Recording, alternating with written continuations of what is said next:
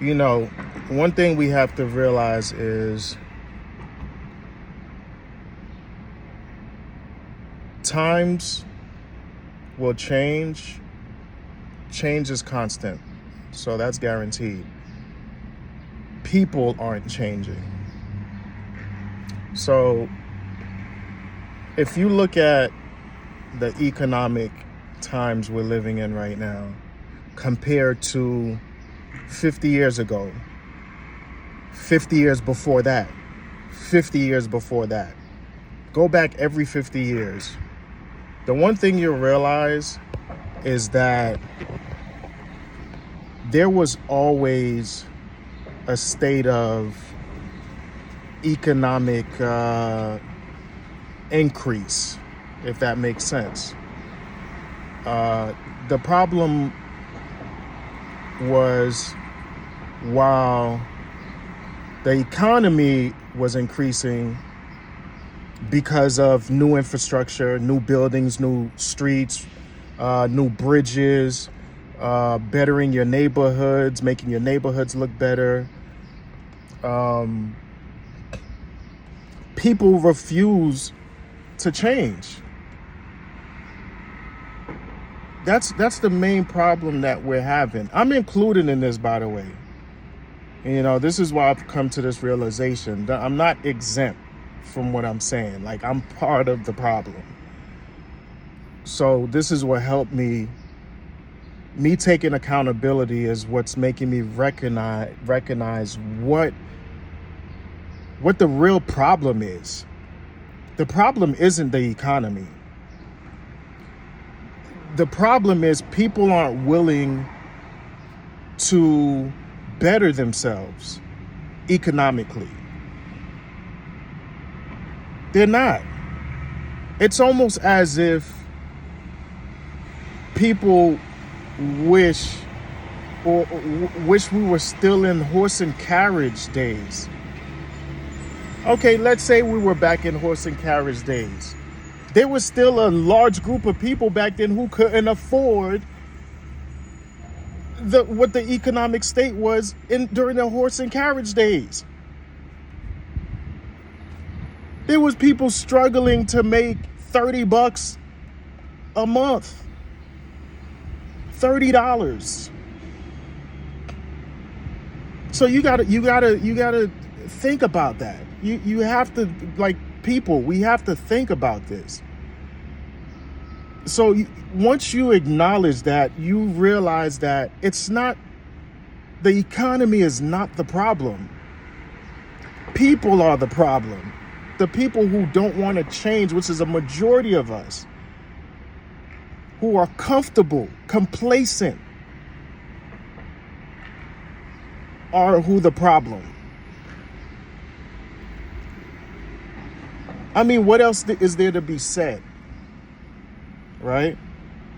You have people who aren't evolving. They're not evolving mentally. They're not evolving economically. But then they're complaining about why everything is expensive. No, everything isn't expensive. You're still at the financial status you were at when you first started working at 16 years old. You still got that same mindset. You expect everything to still be how it was when you got your first job at 16. So now at 41, you expect shit to be the same. People, I now understand what it means when you hear people smarter than me say, invest in yourself. Invest in yourself. I'll cite who said it. Jim Rohn.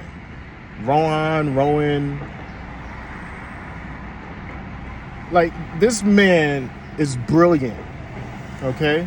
He's brilliant. Invest in yourself. What does that mean?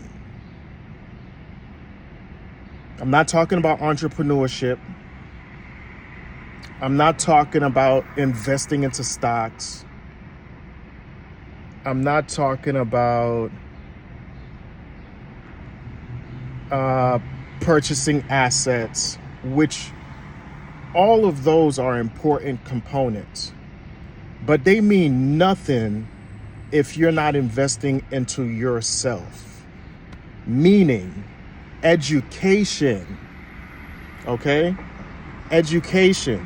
You have a culture of people saying school is a waste of time. They're just using people. No, you're a waste of time. You're wasting time not knowing what you need. You have to understand something. The school system is here to use all of us. Where we fail as people is we fail to learn how to use the school system. Learn how to use the school system, okay? Meaning, know what you're going in there for and know what you want to get out of it coming out. I used to look at people who were in school for like ever. I mean, it didn't seem like they were studying anything specific. This reminds me of that character on Higher Learning, Ice Cube's character on Higher Learning, where he was like the oldest dude in the school. And then he had this conversation with the Omar Epps character, where Omar Epps came to him, knocked on his dorm, asked him if he can borrow a specific book. And the Ice Cube character was excited. He was like, "What? You want to read this book? Word?" And then the Omar Epps character was like, "Yeah, I got this thing, I got this class, this test I gotta take, or a report I gotta write. I haven't seen the movie in like 30 years. I got a report I gotta write, something, or, so I need the book." And then he was like, "Man, I thought you wanted to read it just to teach yourself or just to learn it. You just wanted the book for a test." When I say that, that makes me think about book smart people, textbook smart people, and common sense people, street smart people. Street smart people will always have an upper end on book smart people because book smart people is just everything is a textbook. If it doesn't say it in a textbook, they don't want it. They don't think outside the textbook box per se. But yeah, learn how to use the school system. Learning is continuous, meaning it doesn't stop until you die.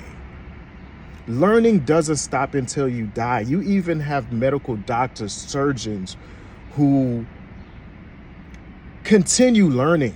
You think after the 14 years they spent to get their degree that it stopped there? No. Information changes. So you have to continue learning. Take courses, even if it means taking half a course, half a credit class, one credit class, even if it means paying for it out of pocket and not using financial aid. This is what Jim Rohn meant when he said invest in yourself. Excuse me. Invest in yourself. I mean, I'm 41 years old, and I'm talking to the 25-year-old I used to be. And I'm not telling my 25-year-old, damn, I wish I knew that back then. Because damn it, I knew it at 25 years old. But then I had a bunch of group of people, a culture of people pushing the narrative that school is a waste.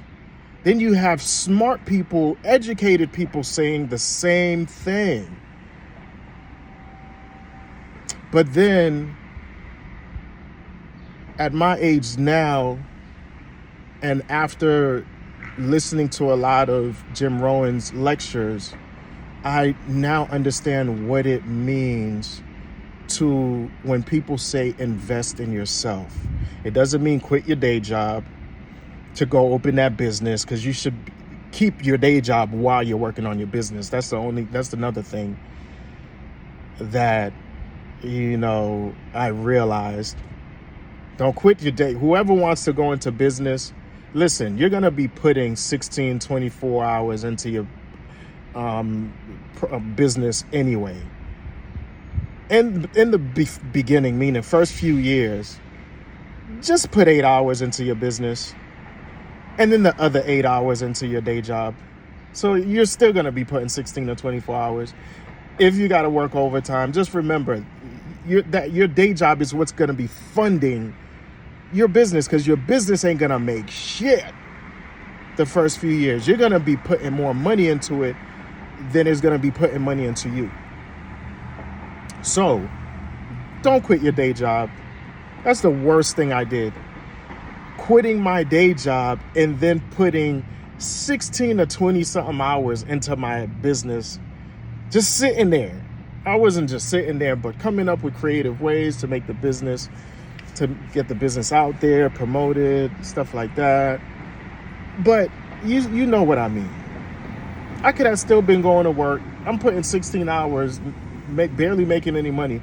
I could have still been going to work 8 hours, giving them 8 hours and then I worked overnight, so I could have opened my business from 12 to 6, 12 to 8, go home, still have enough time to rest for a few hours, then go do my night job. I could have done that. So that was my biggest mistake. One of my biggest mistakes. I have many. But yeah, invest into yourself, people. That's all I got to say.